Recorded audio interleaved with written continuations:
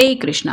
आज का टॉपिक है कोई आपसे बहुत प्यार करता है तो क्या सोचते हैं वो आपको लेके, ये जानने की कोशिश करेंगे आज की रीडिंग से। ऑब्वियसली लव रीडिंग है, इसलिए आज ज़्यादा से ज़्यादा हम लव मैसेज लेंगे और साथ ही साथ देखेंगे टैरो के कुछ कार्ड्स।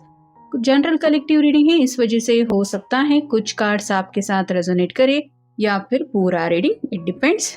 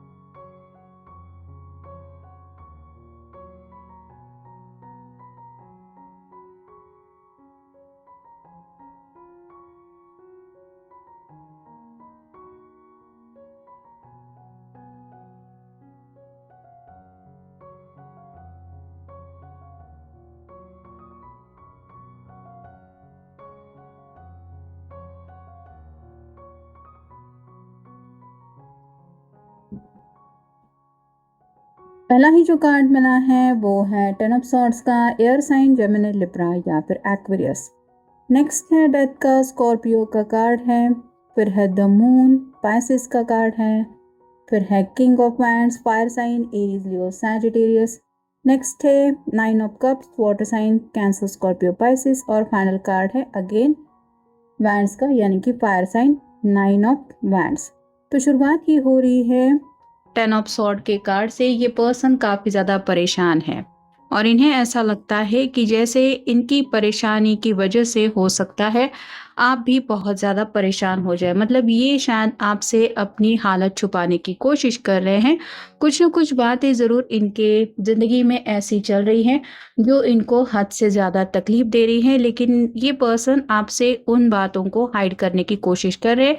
यहाँ पे क्लियरली हम इस पर्सन का चेहरा नहीं देख पा रहे हैं। वैसे ही आपके पर्सन आपसे अपने प्रॉब्लम इसीलिए छुपा रहे हैं या छुपाने की कोशिश कर रहे क्योंकि वो आपको परेशान नहीं करना चाहते, या फिर उनको पता है कि उनकी हालत जानने के बाद आपकी भी काफ़ी ज़्यादा हालत डिस्टर्बिंग हो जाएगी, जो ये नहीं चाहते। इसलिए आप समझ सकते हैं कि ये पर्सन अपने प्रॉब्लम से आपको इसलिए दूर रख रहे हैं क्योंकि ये आपकी परेशानी का कारण नहीं बनना चाहते। डेथ का कार्ड बताता है इन्हें ऐसा लग रहा है कि जैसे जिंदगी में आगे बढ़ने के रास्ते में हर किसी को रुकावटें तो मिलती ही है, जैसे कुछ न कुछ मुसीबतें होती है फिर भी ज़िंदगी में आगे बढ़ना पड़ता है। वैसे ही ये जो पर्सन है वो जानते हैं कि शायद आपकी तरफ आगे बढ़ने में उनके रास्ते में कई सारे दिक्कतें हैं, फिर भी ये अपना रास्ता चेंज नहीं करना चाहते। ये आप ही के साथ नई शुरुआत करना चाहते। मतलब ऑलरेडी अगर दोनों के बीच में किसी भी तरह से दूरियां आ भी चुकी है तो भी ये पर्सन दोबारा आप ही की तरफ बढ़ना चाहते हैं। ये पीछे हटने वालों में से नहीं है।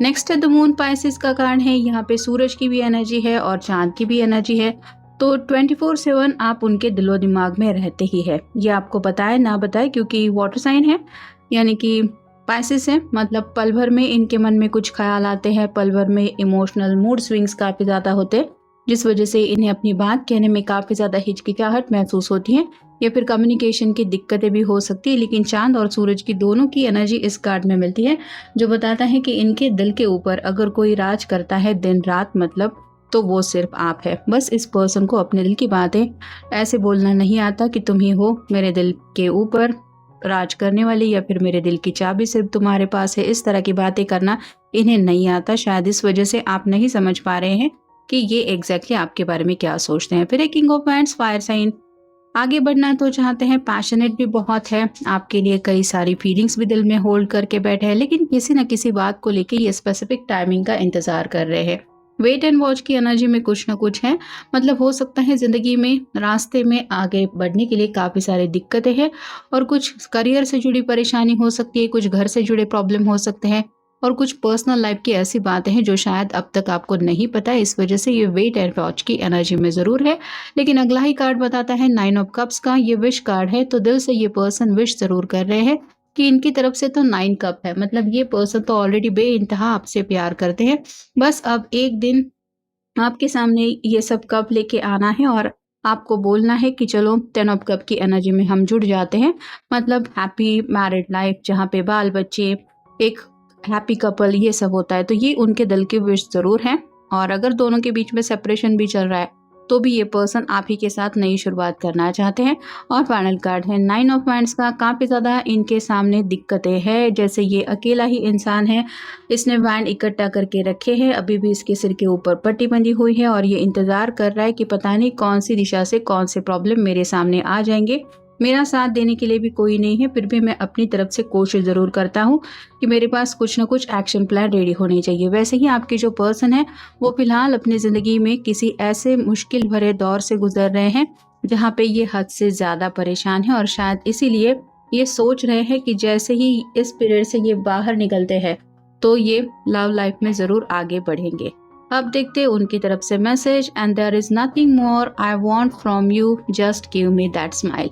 इन्हें लगता है कि मुझे तुमसे और कुछ नहीं चाहिए, बस तुम्हारे चेहरे पे वही प्यारी मुस्कान चाहिए जो मैं हमेशा देखना पसंद करता हूँ। तो ये 10 ऑफ सॉर्ड के बिल्कुल ऊपर कार्ड आया है जो बताता है कि इन्हें पता है कि इनकी परेशानी का हल जानने के बाद आपके चेहरे की स्माइल गायब हो जाएगी, जो ये नहीं चाहते। इस वजह से आपसे शायद अपनी परेशानी छुपा रहे हैं।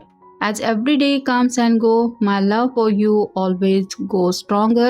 I love you forever. तो जैसे जैसे एक एक दिन जिंदगी का बीत रहा है या फिर एक एक दिन करके ये जिंदगी में आगे बढ़ रहे हैं, वैसे इनको एहसास हो रहा है कि इनके दिल में आपके लिए जो प्यार है वो दिन ब दिन बढ़ता ही चला जा रहा है। और ये इतना है कि इन्हें यही लग रहा है कि जिंदगी में कभी भी ये प्यार खत्म नहीं होने वाला, भले ही आप दोनों सेपरेशन में क्यों ना हो। My love, I love you every day from my heart. तो सच्चे दिल से ये पर्सन आप ही को चाहते हैं और आप ही को अपना प्यार भी मानते हैं। I want to spend the rest of my life annoying you. इन्हें लगता है कि मुझे अपनी पूरी ज़िंदगी सिर्फ और सिर्फ तुम्हारे साथ ही जीनी है, भले ही तुम्हें लगे कि मैं तुम्हें जानबूझ के थोड़ा सा चिढ़ा रहा हूँ या फिर तुम्हारे सब्र का इम्तिहान लेना हो, लेकिन मुझे यही करना है। मतलब ये पर्सन आपके साथ क्वालिटी टाइम स्पेंड करना भी बहुत मिस कर रहे हैं। I love you, you are most beautiful and best half of me and I love you better than I love me। तो ये खुद से भी इतना प्यार नहीं करते जितना ये आपसे प्यार करते हैं और उन्हें लगता है कि उनकी ज़िंदगी का सबसे खूबसूरत सपना या फिर कोई हकीकत बन के उनकी ज़िंदगी में कुछ हुआ है तो आप हैं। साथ ही साथ ये आपको अपना बेटर हाफ भी मानते हैं। फिर हैं I love you very much. तो जैसे ये दो बेरीज दिखाई दे रही है वैसे ही ये बस कह नहीं पाते कि ये आपको कितना चाहते हैं, लेकिन दिल में तो ये पर्सन ढेर सारे जज्बात आपके लिए होल्ड करके रखे हुए हैं। I didn't want me to hurt you. इन्हें लगता है कि कभी भी ये यही नहीं चाहते थे कि इनकी वजह से आपके दिल को ठेस पहुंचे। आई फील ओवरवेल्म्ड टू से माई फीलिंग्स। इन्हें समझ में ही नहीं आता कि अपने जज्बातों को कैसे अपने पर्सन तक पहुंचाएं। I try to find you in everyone.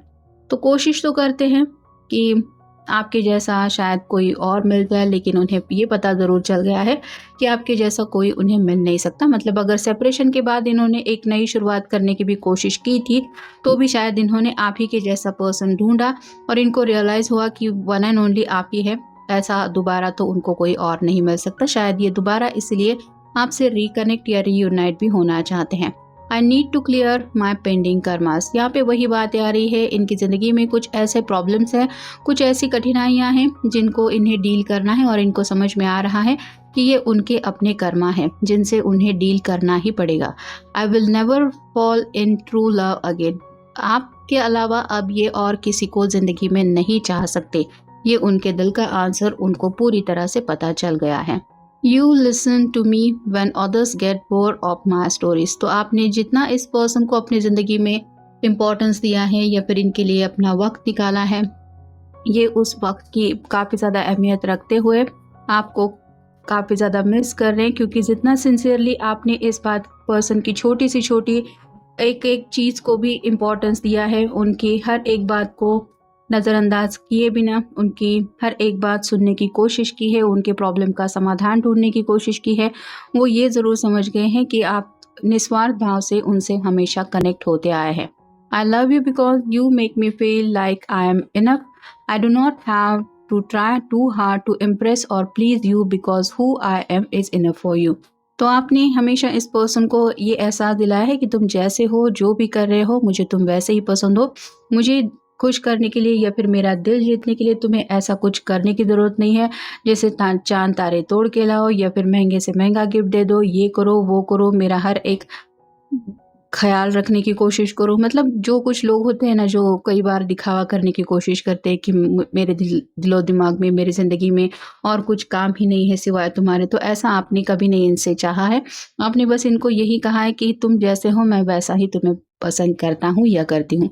I love you because you value my opinion even when we do not always see eye to eye on everything। तो आपने हमेशा इनके रिस्पेक्ट की है, इनका जो भी फैसला होता है उसकी भी कदर की है, भले ही आपका फैसला कुछ और हो और इस पर्सन का कुछ फैसला और। लेकिन जैसे हर किसी को अपनी ज़िंदगी का फैसला लेने का पूरा हक है और हर किसी का पॉइंट ऑफ व्यू ज़रूरी नहीं है कि दूसरे पर्सन से मैच हो, ये बात आप समझते हैं। इसके लिए वो आपको बहुत ज़्यादा चाहते हैं।